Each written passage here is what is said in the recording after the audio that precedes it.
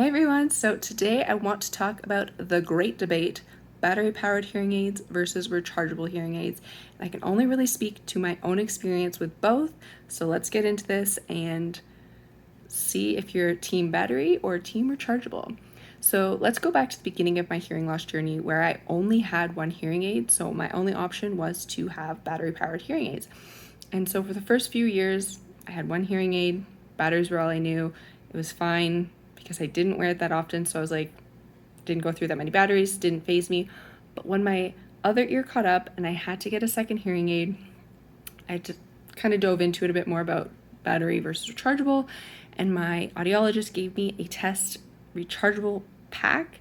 And let me tell you, I did not like it at all. The battery, it could have just been the age of it, but that's also another concern. So the battery didn't last all day. Had to rely on the rechargeable pack, and it just made me extremely anxious. It wasn't for me.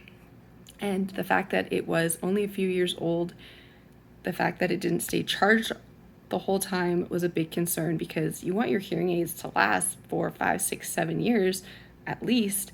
And if they drain battery only after a few years, that's not a good sign, at least in my books. And so I decided to go with Starkey battery hearing aids, and honestly, I love them. Even though those tiny little batteries are annoying, I feel so confident knowing that I can change my batteries when I need to, where I need to, and it's just, it gives me that little bit of power back that over my hearing loss that I can control. Because with hearing loss, it is what it is. I can't do anything about it except control when I can change my batteries. And so, especially as a new mom, being able to change my hearing aid batteries in the night, wear my hearing aids through the night, it gives me that confidence. And I will say the tiny little batteries do make me nervous with my daughter, but I've made sure that they are secure, and I'm teaching her as well not to touch them, and there's a whole learning curve there as well, but I still prefer battery over rechargeable.